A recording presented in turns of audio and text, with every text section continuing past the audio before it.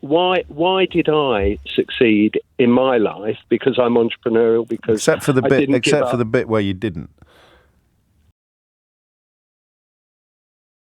All right, so this call starts off so civilly that you'd think the caller and James are old friends, but I do need you to stay tuned for the exact moment the trap is sprung. The caller offers up a simple phrase he thinks will win the whole argument, and it backfires in the most spectacular way. If you want to see more videos like this, hit the like and subscribe buttons, and don't forget to ring the notification bell so you never miss a video. Now let's watch this together and I'll give you my thoughts at the end. I heard what you said about your father putting you through the private school system and being made redundant, etc. And in a way, I had a very similar experience. I failed my 11 plus, went to a secondary modern that very quickly became a comprehensive. My wife also went to the same school. We had 2 kids. I've always been a pretty entrepreneurial guy and sort of did quite well in life. But we decided to put our kids through private school. And at one time, my business collapsed. And I said to my wife then, and my son was probably 13 and my daughter was about 15. I said, well, the first thing we do, we take the kids out of school. And my wife said, no, the last thing we do is take the kids out of school. Gosh. And, you know, we soldiered on through. My dad would have been the same as you. Yeah, I got myself on my feet pretty quickly. Sure. And the point is that today my son is a partner in a top 40 accountancy firm.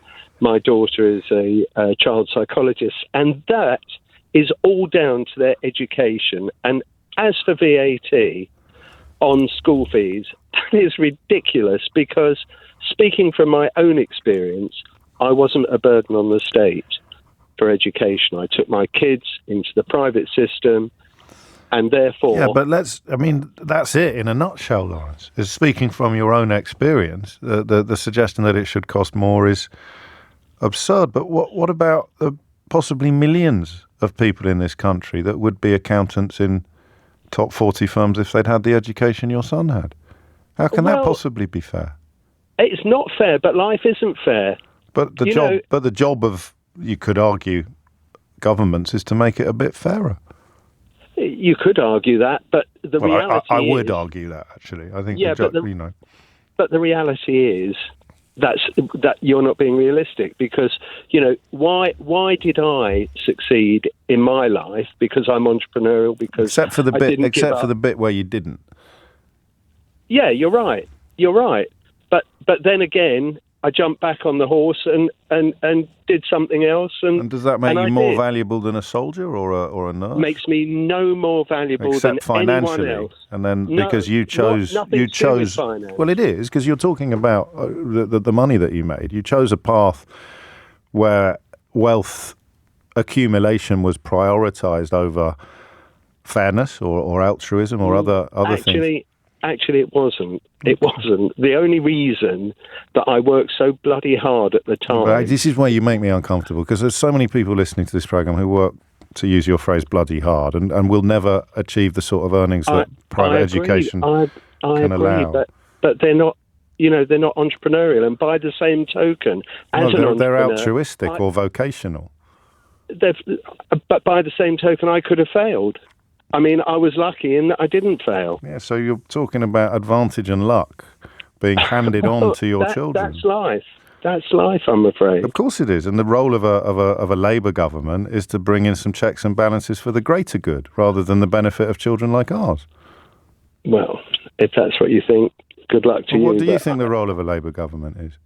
I think the role of a Labour government is to give handouts where they're not necessarily deserved.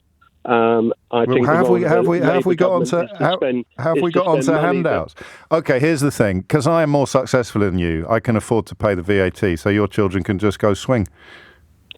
No, I'm not saying that. I am. I'm not saying that. I'm more successful than you. I can pay the VAT without. I can pay it easily. It's just tough luck on your children. It's because I work harder than you. So what you think? No, I work harder than you. That's all. No, I it's work got nothing bloody to do with hard, that. and I can afford the VAT easily, and if you can't, that's tough. No, that's got nothing to do with it, James. That's your argument. Not an argument. No, it's not. Life's not fair, Lawrence. No, life isn't fair. So your kids can't go there anymore, and mine can. That's just tough. No, well, that's not the argument. That is the argument. That's my argument. It's not my fault you muffed up your business. Listen to what I've got to say. I have. No, you haven't. I have. The argument is that if I am putting my kids through private school, I am not a burden on the state. No, the argument is it's going to cost you more. Yeah, so the argument if you can't afford it, that's just tough, hard cheddar. Well, you're right there. See, life's not fair.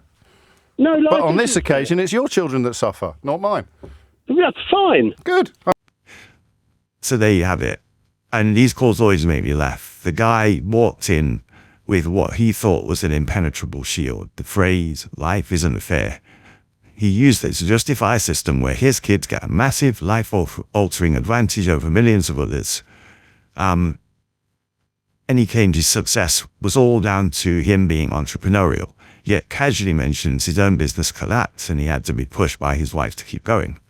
And when James brings up nurses and soldiers, people who work, arguably very much harder than he has done for the good of society, but don't accumulate massive wealth, the caller had no real answer. His entire worldview is based on the idea that financial success is the only true measure of a person's value. The core of his argument is selfishness. I paid my way, so I'm not a burden, and I owe nothing to the wider system. And you constantly hear these kind of people calling up to radio stations, TV programs, whatever. And James exposed it by showing that the real burden is actually the immense talent and potential our country loses when millions of kids are denied the same level of opportunity. And the final move was a masterstroke. James adopted the caller's own brutal logic. I'm more successful than you. I work harder than you. I can afford the VAT. So if your kids can't afford to go to private school anymore, tough. And by perfectly mirroring the caller's own argument, he forces him to confront his sheer ugliness. And the caller's left with nothing. He's trapped by his own hypocrisy. So what are your thoughts? Let me know in the comments below, and if you enjoyed this breakdown, hit the like and subscribe buttons, and don't forget to ring the notification bell so you never miss a video. Thanks for watching, and I'll see you in the next one.